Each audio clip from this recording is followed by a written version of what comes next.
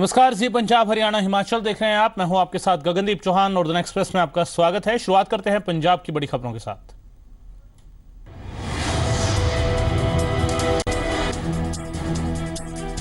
जी पंजाब हरियाणा हिमाचल के खास कार्यक्रम सरकार से संवाद में सीपीएस नवजोत कौर सिद्धू ने सीएम बादल और डिप्टी सीएम सुखबीर बादल पर बोला तीखा हमला। बोली सीएम और डिप्टी सीएम ही पंजाब में चलाते हैं सरकार, पंजाब का विकास भी सिर्फ बठिंडा तक सिमटा। कैप्टन अमरिंदर पर भी नवजोत ने साधा निशाना। मुख्यमंत्री और उप मुख्यमंत्री कहते हैं कि पिछले 4 साल में पंजाब में समान विकास हुआ है। नहीं, सिर्फ बठिंडा विकास हुआ है। आप टेंडर्स भी देख लें, आप अमृतसर साहिब घूमे हैं, बहुत सारा घूमे हैं, आप खुद अपनी आंखों से देख सकते हैं। आगे बठिंडे में पैसे लगते हैं जी। 1000 करोड़ पिछले दिनों में सीएम साहब ने अनाउंस किया, जबकि वहां पे 100% काम हो चुका। जो कुछ पंजाब में आए वो क्या कंपलसरी है बठिंडे में ही लगे?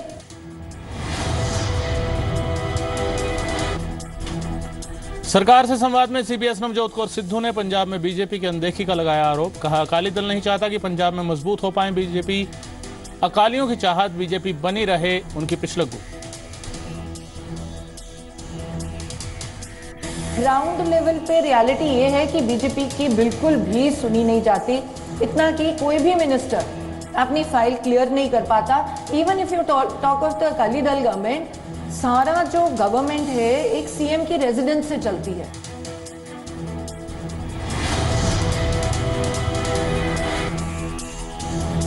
नवजोत कौर सिद्धू ने जी पंजाब हरियाणा हिमाचल के खास कार्यक्रम सरकार से संवाद में आम आदमी पार्टी को बताया मिशन 2017 की बड़ी चुनौती। गठबंधन के सवाल पर कहा 2017 में बीजेपी को अकाली दल के साथ नहीं लड़ना चाहिए चुनाव, अकाली के साथ गठबंधन पर हाईकमान लेगा अंतिम फैसला। पंजाब सरकार की सद्भावना रैली पर कहा लोगों को लालच देकर सद्भावना रैली में बढ़ाई जा रही है भीड़। आम आदमी पार्टी तब बनी जब आम लोग आके उठे और उनको लगा, उनको समझ आ गई कि इधर भी इंसाफ नहीं मिलता जी, वो भी सेम चीज है, वहां भी इंसाफ नहीं मिलता। तो वो लोग इकट्ठे होके एक वैक्यूम है, उस वैक्यूम को हम आम आदमी पार्टी कहते हैं।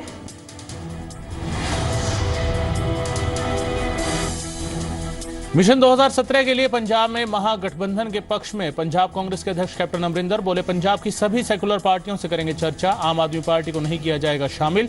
कैप्टन अमरिंदर सिंह ने अबोहर हत्या मामले में की उच्च स्तरीय जांच की मांग। बरगाड़ी घटना में भी पुलिस की भूमिका पर उठाए सवाल।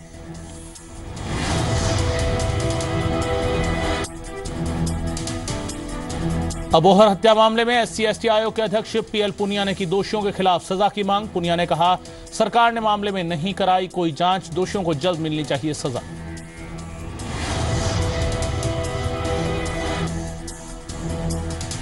जोरा कमीशन ने आज से शुरू की गुरु ग्रंथ साहिब बेअदबी और बरगाड़ी में हुई गोलीकांड मामले की जांच। जस्टिस जोरा सिंह की अध्यक्षता में फरीदकोट पहुंची जांच टीम। राज्य सरकार ने किया था जांच के लिए न्यायिक आयोग का गठन।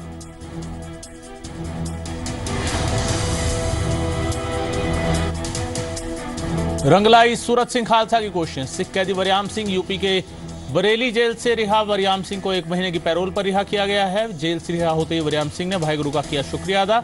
1988 से बरेली जेल में कैद थे वरियाम सिंह। कल कैबिनेट मंत्री दलजीत चीमा ने दिया था रिहाई का भरोसा। सूरत सिंह खालसा से मुलाकात कर चीमा ने दिया था भरोसा, खालसा को पिलाया था पानी। पहला तो नंबर हमारे राय साहब का, सुप्रीडेंट साहब का, इनके धन्यवाद करते हैं हम। उन्होंने बहुत कोशिश करी है। इसके बाद में फिर हमारे मंत्री जी रामू वालिया जी, बुलंद सिंह रामू वालिया, इन्होंने बहुत कोशिश करी। उन्होंने एक भगवान ने उस रूप में भेजा उनको कि हमारी जो रिहाई हुई वो ना आते तो हो सकता हमारी रिहाई ना होती। तो और पैरोल पे जा रहे हैं? हाँ जी, पहली बार जा रहे हैं पैरोल पे 25.5 साल के बाद।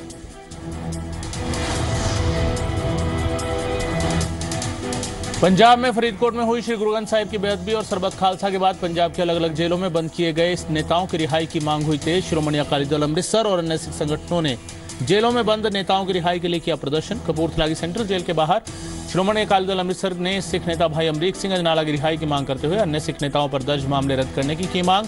पंजाब में हाल के दिनों में हुए सिख विरोधी घटनाक्रम के लिए पंजाब सरकार को ठहराया जिम्मेदार।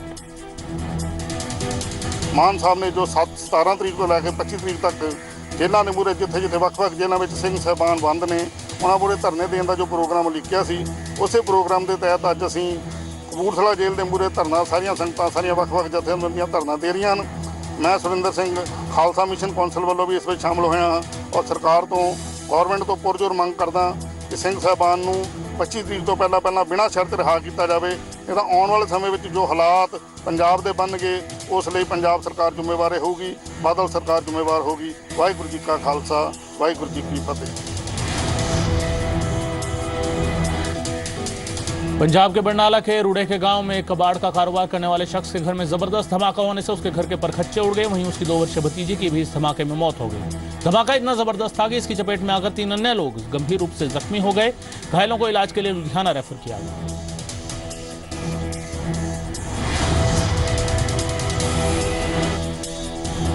पंजाब के बठिंडा से आई सभी को सावधान करने वाली खबर। बठिंडा पुलिस ने अदरक को तेजाब से साफ कर चमकाने वाले गिरोह के 5 सदस्यों को किया गिरफ्तार। पुराने हो चुके अदरक पर जमी काई को हटाने के लिए करते थे टॉयलेट क्लीनर का इस्तेमाल। आपकी सेहत के लिए जानलेवा हो सकता है तेजाब।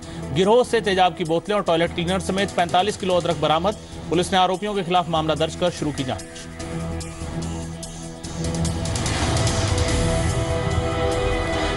पंजाब की बड़ी खबरों के बाद चलिए रुक करते हैं हरियाणा की बड़ी खबरों पर। हरियाणा के मुख्यमंत्री मनोहर लाल खट्टर ने गुड़गांव में सर्जनों की वार्षिक कॉन्फ्रेंस में की शिरकत। सीएम खट्टर ने केंद्र सरकार से की रेवाड़ी के लिए एम्स की मांग। सीएम ने कहा शल्य चिकित्सा के लिए बीमा योजना पर सरकार कर रही है काम। प्रदेश में खाली पड़े डॉक्टरों के पद जल्द भरने का दिया भरोसा।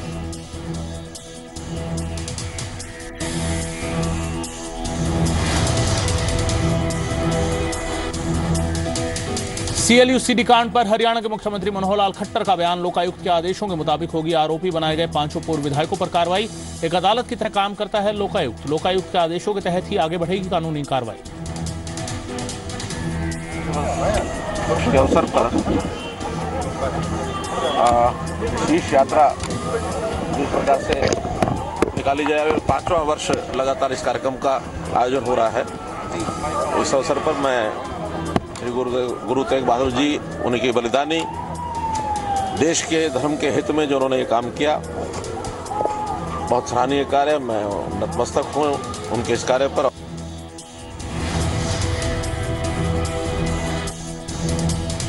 करनाल डेरा कार सेवा में पहुंचे हरियाणा के मुख्यमंत्री मनोहर लाल खट्टर ने शीशगंज मार्ग यात्रा का किया स्वागत। पालकी के सामने सिर झुकाकर सीएम ने टेका मत्था। गुरु तेग बहादुर की बलिदान दिवस पर शीशगंज यात्रा जाएगी आनंदपुर साहिब। मुख्यमंत्री मनोहर लाल खट्टर ने यात्रा के दौरान गुरु तेग बहादुर जी के बलिदान को किया याद। कहा गुरु को हरियाणा सरकार का नमन।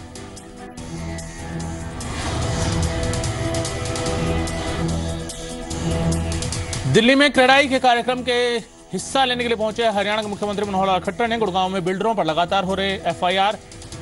कहा हमने बनाई है नई पॉलिसी, पारदर्शी होगी पॉलिसी, लेकिन जब तक केंद्र नहीं बनाता कोई नया कानून, हरियाणा सरकार करेगी वैकल्पिक व्यवस्था का इंतजाम। ईडीएस बकाया पर बोले सीएम, सबके साथ बैठक कर जल्द निकालेंगे रास्ता।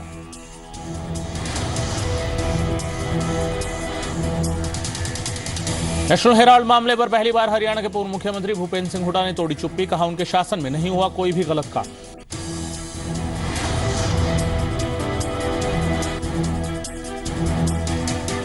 हरियाणा में सफेद मक्खी से खराब हुई कपास की फसल के मुआवजे के लिए किसानों को अभी और करना होगा इंतजार। कैबिनेट मंत्री धनखड़ बोले आचार संहिता के चलते फिलहाल नहीं हो सकेगा मुआवजा वितरण। 28 जनवरी के बाद दिया जाएगा किसानों को मुआवजा।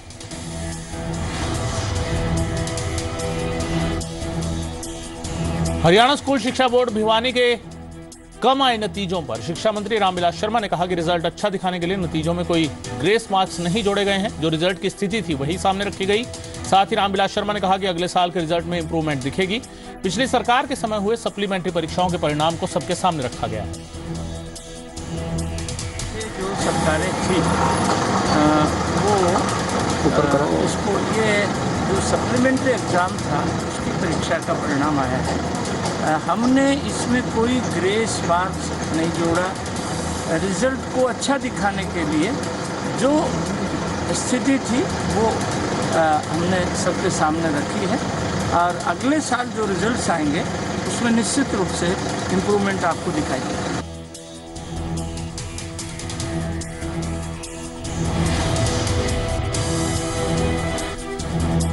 लोकसभा में सांसद दुष्यंत चौटाला ने उठाया पलवल, फरीदाबाद, मेवात और अलवर को यमुना नदी से गंदा पानी मिलने का मुद्दा।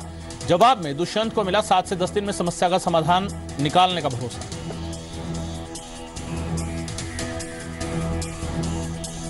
क्या केंद्र की सरकार अगले यमुना एक्शन प्लान के तहत जिस तरह मंत्री जी कह रहे हैं कि 2019 तक यमुना का पानी साफ हो जाएगा, आज अगर दिल्ली के वेस्टेज का किसी की हेल्थ पे प्रभाव पड़ रहा है तो हरियाणा और राजस्थान के लोगों की हेल्थ पर पड़ रहा है। क्या आपकी सरकार यमुना एक्शन प्लान को चेंज कर फरीदाबाद, पलवल, मेवात और आगे अलवर जिले तक के पानी के शुद्धिकरण के बारे में भी सोचेगी?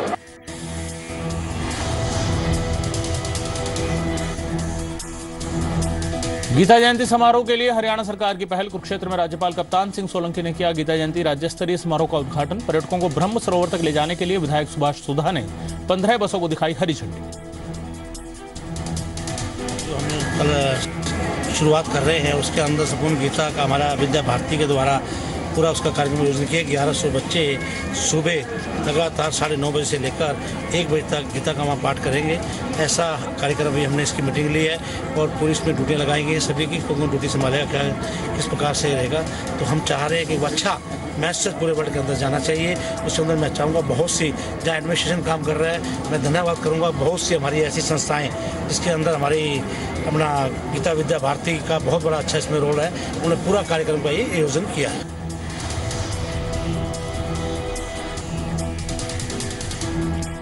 यमुनानगर में स्वास्थ्य विभाग की टीम ने महिलाओं को लड़का पैदा होने की दवा पिलाने वाले ठग को किया गिरफ्तार। मंदिर में लगाता था अपनी ठगी की दुकान। मौके से कई दवाइयां बरामद। पुलिस ने मामला दर्ज कर शुरू की जांच।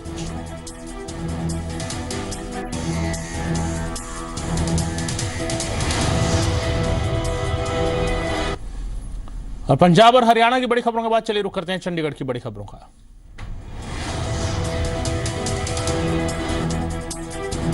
मुल्लापुर में आईटीएफटी कॉलेज के बाहर युवकों के बीच हुई झड़प का वीडियो सामने आने के बाद यूटी प्रशासन ने एक बड़ा फैसला लेते हुए सीनियर अधिकारियों के नेतृत्व में एक विशेष टीम का गठन किया है।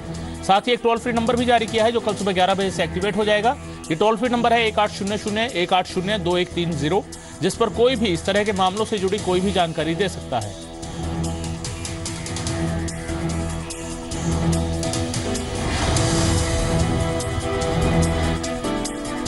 पॉलिथीन के खिलाफ चंडीगढ़ प्रशासन का अभियान जारी। प्रशासन के अधिकारियों ने डाली कई जगह रेड। 74 किलो पॉलिथीन किया जब्त।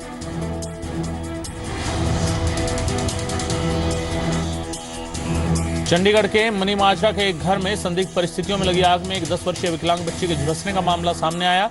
सूचना मिलने पर मौके पर पहुंची पुलिस ने बच्ची को तुरंत अस्पताल पहुंचाया, जहां बच्ची की हालत काफी गंभीर बनी।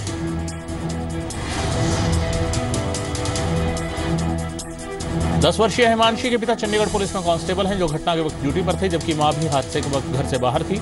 गलियां काफी संकरी होने के चलते दमकल विभाग को भी समय रहते आग पर काबू पाने में काफी मशक्कत करनी पड़ी।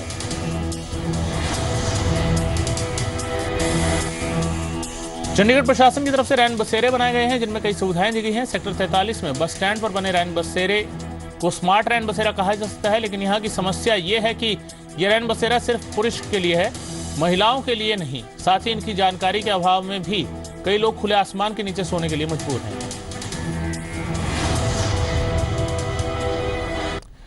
और चलिए अब रुक करते हैं हिमाचल प्रदेश की बड़ी खबरों का। हिमाचल पंचायती राज चुनावों के दूसरे चरण की नामांकन प्रक्रिया पूरी। इस बार उम्मीदवारों से भरवाया गया शपथ पत्र। ना नशे की खेती करूंगा, ना करने दूंगा। प्रदेश में बढ़ते नशे के कारोबार और बड़ी संख्या में युवाओं के इसकी गिरफ्त में आने पर राजनेता और राज्यपाल पहले ही जता चुके हैं चिंता।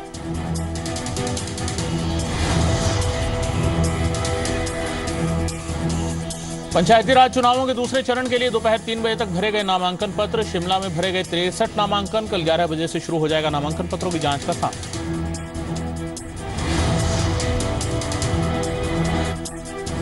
नामांकन भरने के बाद आखिरी दिन ऊना में पर्चा दाखिल करने वालों का लगातार था। कांग्रेस, बीजेपी और आम आदमी पार्टी सभी ने ठोका जीत का दावा।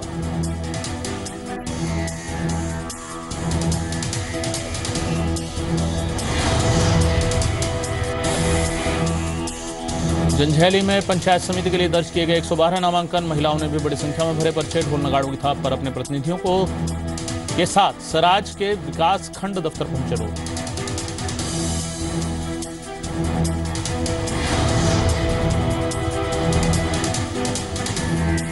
मनाली उपमंडल की 38 में से 34 पंचायतों ने किया पंचायत चुनाव का बहिष्कार। बुरुआ, शनाग, पलचान और ओल्ड मनाली पंचायती चुनाव में प्रधान पद और अन्य पदों का पहले ही कर चुके बायकॉट। एनजीटी के फैसले से है नाराज।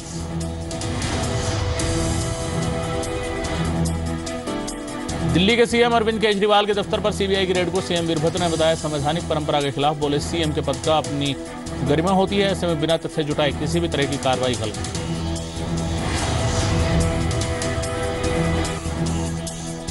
मोटा साहिब में एक युवक का दावा, पाकिस्तान से आए एक फोन में हिमाचल में धमाके करने की कही गई बात। फोन पर युवक से मांगा धमाके करने में सहयोग, जांच में जुटी पुलिस।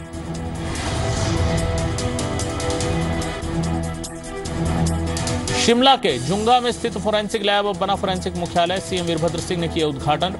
नए भवन को बनाने में 10 करोड़ रुपए का हुआ खर्च। सीएम बोले लोगों को जल्द इंसाफ दिलाने में मिलेगी मदद। शिमला के रिज मैदान पर अब हर समय लहराएगा 100 फीट ऊंचा तिरंगा। नगर निगम ने 13 लाख रुपए की लागत से तैयार करवाया प्लेटफॉर्म। सीएम वीरभद्र सिंह ने किया अवलोकन।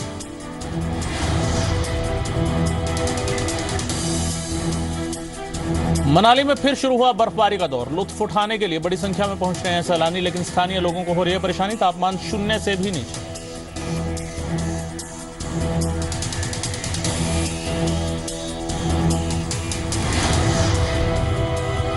और चलिए रुख करते हैं जम्मू कश्मीर की बड़ी खबरों का।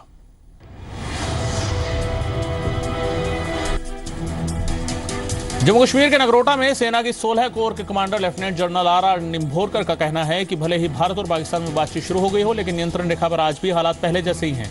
सेना का कहना है कि पाकिस्तान की ओर से एलओसी पर अभी भी घुसपैठ की कोशिशें जारी हैं।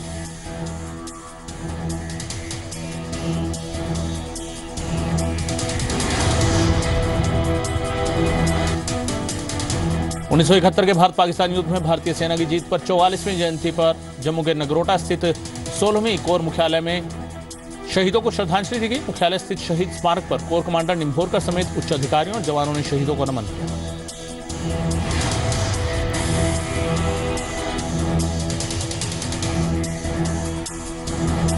श्रीनगर जिले के कई सरकारी स्कूलों की 30 छात्राओं का समूह और 2 शिक्षक एजुकेशनल टूर से वापस जा रहे हैं। ये टूर सेना की तरफ से 5 दिसंबर से आयोजित किया गया था, जिसके तहत छात्राओं को दिल्ली, आगरा, गुड़गांव ले जाया गया, जहां कई शिक्षण संस्थानों के साथ ही ऐतिहासिक इमारतों का भी दौरा कराया गया। साथ ही उन्होंने संसद समेत कई और जगहों का भी दौरा किया।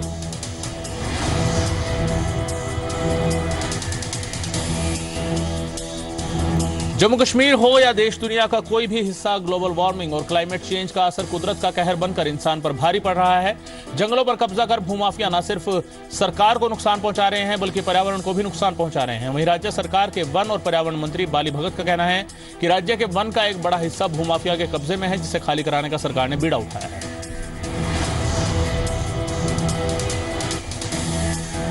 पुंछ में आजकल ठंडी हवाओं का जोर है, जिसके चलते कश्मीर में बने हुए फायर पोर्ट्स की काफी बिक्री हो रही है, जिससे लोग कड़कड़ाती ठंड में अलाव जलाने के लिए इस्तेमाल करते हैं। और अब ये फायर पोर्ट्स पुंछ में भी मिल रहे हैं, जिन्हें मुगल रोड के रास्ते लाया जा रहा है। इस ठंड में ये फायर पोर्ट लोगों के लिए जीवन रेखा के तौर पर काम करते हैं। और राज्यों की बड़ी खबरों के बाद चलिए रुख करते हैं देश की बड़ी खबरों का।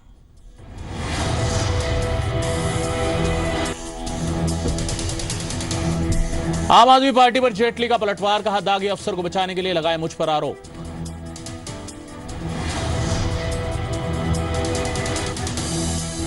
अरुणाचल प्रदेश में कांग्रेस सरकार के मंत्रियों ने की राज्यपाल से बदतमीजी। बीजेपी पर गवर्नर की मदद से सरकार गिराने की साजिश का आरोप। सीएम नबाम तुर्की ने राष्ट्रपति और पीएम से की दखल की मांग।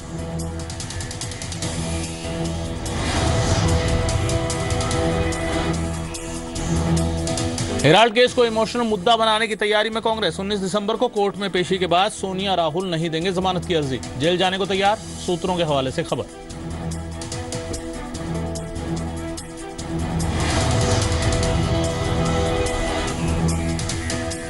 अप्रैल 2016 से जीएसटी लागू होना मुश्किल, जीएसटी की डेडलाइन जून तक बढ़ा सकती है सरकार, सूत्रों के हवाले से खबर। कांग्रेस से समझौता नहीं करेगी सरकार, गतिरोध खत्म करने के लिए बुला सकती है सर्वदलीय बैठक।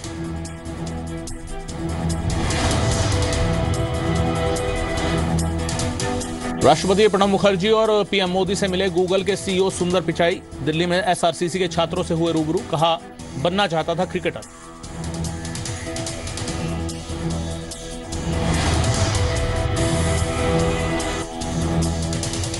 मध्य प्रदेश में एजेएल की जमीन पर आंच, ईडी ने शुरू की जांच। इंदौर में कौड़ियों के भाव जमीन लेकर करोड़ों में बेची। भोपाल में 50 करोड़ की जमीन का 1.25 करोड़ में किया सौदा।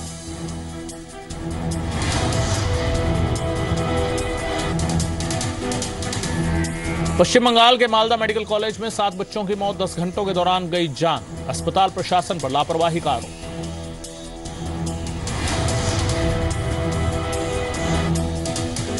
यूपी के संभल में पकड़ा गया अलकायदा का एक और संदिग्ध आतंकी। 2 दिन में तीसरी गिरफ्तारी। पाकिस्तान अफगान बॉर्डर पर ली थी ट्रेनिंग।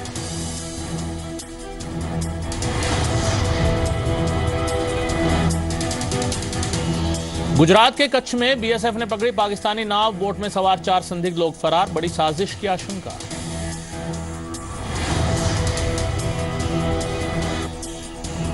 और निचले स्तर से बाजार का बाउंस बैक। निफ्टी ने फिर पार किया 7800 का लेवल। सेंसेक्स 309, निफ्टी 92 चढ़कर बंद। मेटल बैंक ऑटो शेयर में रही जोरदार खरीदारी।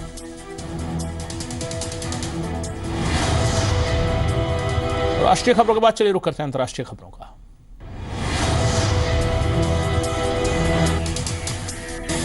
अमेरिकी राष्ट्रपति बराक ओबामा सैन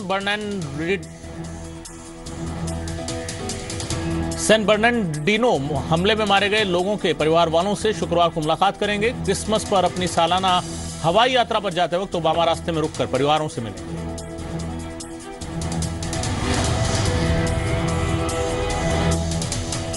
संयुक्त राष्ट्र महासचिव बान की मून ने साल के आखिरी न्यूज कॉन्फ्रेंस में कहा कि सीरिया की जनता ही असद का भविष्य तय करेगी। मून ने कहा कि सीरिया संकट और असद के हल को सिर्फ एक असद के भविष्य से जोड़कर नहीं देखना चाहिए।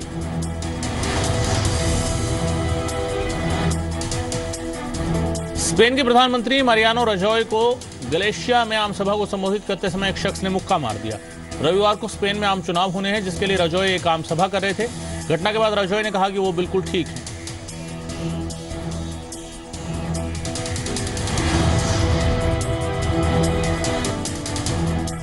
ईरान के राष्ट्रपति हसन रूहानी ने ईरान पर 12 साल से चल रही इंटरनेशनल एटॉमिक एनर्जी एजेंसी की जांच बंद होने पर खुशी जाहिर की है और कहा कि ईरान ने कभी न्यूक्लियर बॉम्ब बनाने के बारे में नहीं सोचा।